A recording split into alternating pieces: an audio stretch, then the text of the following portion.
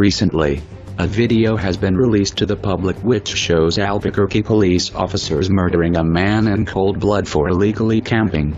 This man, which was schizophrenic, obviously had no intention of hurting these police officers. On the contrary, this man looks as if he is simply attempting to protect himself from visually fierce militarized thugs. Whether this man had a history of crime is irrelevant. We drastically need to address the growing police state that has occupied the United States. To the citizens of Albuquerque, and to the Albuquerque Police Department, we are anonymous. After the abnormally high number of fatal shootings by the Albuquerque Police Department since 2010, our attention and support for the citizens of Albuquerque has peaked. We are here in solidarity with the Albuquerque citizens and to help bring justice that is long overdue. Members of the Albuquerque community, families of APD victims, and community organizations formulated the following 14 demands for the Albuquerque City Council and Albuquerque Police Department. We call upon you to hold the appropriate authorities accountable, informing them that they must incorporate these demands into the United States as DOJ's comprehensive plan for APD sustainable reform.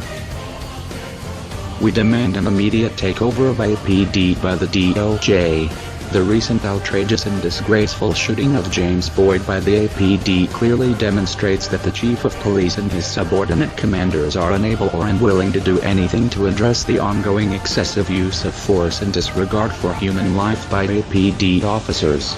It is simply imperative that the DOJ step in immediately and assume control of APD in order to prevent further abuses. Whether by consent decree, some type of federal receivership or otherwise, immediate DOJ intervention is critical. We demand authentic and verified citizen oversight of APD to include the authority over hiring and firing, and disciplines, of APD leadership and officers. Once again, the chief of police and his subordinate commanders have demonstrated a complete lack of authority and ability in supervising, and where necessary disciplining and/or dismissing officers who continue to perpetrate abuses of force. Over the last several years, officers have learned that they are free to utilize excessive use of force and that their actions will always be determined justifiable. We demand the immediate arrest of the officers who participated in the shooting and killing of James Boyd, particularly the two identified shooters. These officers are entitled to the same constitutional protections we all have, but they must be arrested and charged just as we ordinary citizens would have been, had we surrounded and shot Mr. Boyd. We demand the immediate termination of Chief Eaton, despite his assurances of appropriate discipline if and when necessary, which he promised when he was appointed. The chief has clearly shown that his tenure as police chief is simply going to be more of the same business as usual when it comes down to justifying actions of his officers. Different name, different face, same result. We further demand indictments of all officers who have been guilty of violating citizen rights. It is time to bring charges against all officers who have engaged in excessive use of force cases over the last several years and let them face the same charges and prosecution we would be facing. Officers cannot be allowed to escape above the law simply because they wear a badge. In fact, they should be held to a higher standard, not a lesser, more lenient standard. We demand the demilitarization of APD. We have become dismayed and disgusted with the new mode the APD has undergone. These officers appear to enjoy strutting about in their green power, and their modern tactical weapons including high-powered rifles, and assault-type, almost military-looking uniforms, including helmets and bulletproof vests. They seem to enjoy the opportunity to roll out their armed assault vehicles. One recent event involved an officer who arrived late at a police scene and exclaimed that he was sorry he arrived late for he wished to be able to try out his new assault rifle. We demand an increase of funding for social services including substance abuse prevention and treatment, preventing homelessness, and an acknowledgement that each of us is entitled to housing, shelter, and the peaceful enjoyment of our city. A redirection of funding from police weaponry and tactical training to social services will certainly go a long way in reducing the confrontations between the police and the homeless in our city. Similarly, Substance abuse treatment will reduce the crime rate, which leads to violent confrontations. We demand a new vigorous investigation of the APD hiring practices. We have learned that APD recently lowered minimum standards for new officers and is not requiring lateral transfers to undergo background checks and psychological exams. This has resulted in a rash of reject officers from other jurisdictions finding a home in APD. There was a reason these rejects were let go by their departments. How can we believe they will no longer be problematic officers? Number 9. We demand that access to deadly weapons by APD officers be dramatically reduced. As mentioned in demand number 6, there is too much emphasis on more modern, more tactical weapons. Officers place more and more emphasis on newer, more deadly weapons. This has resulted in more officer-involved shootings and overkill where the victims are not just shot once or twice but multiple shots. Number 10.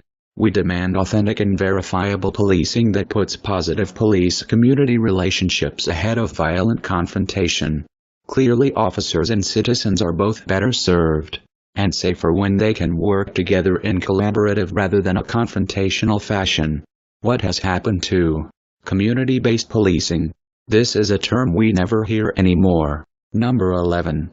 We demand a non-police emergency response of trained mental health professionals and crisis negotiators who can be called upon at all encounters that carry the potential for possible use of deadly force.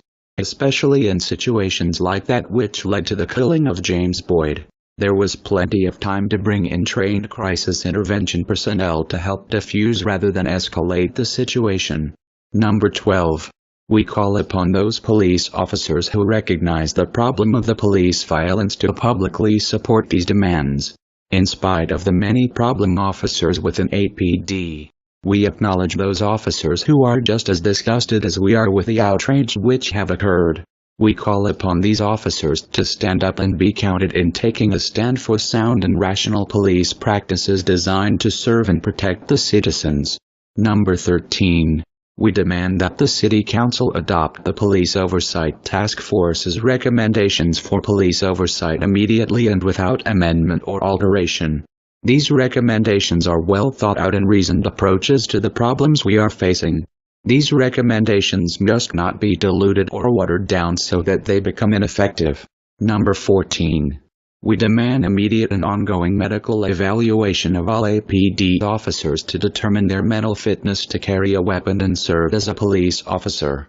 As mentioned in demand number 8, we insist that APD reinstate previous screening procedures designed to identify and weed out potentially problematic officers.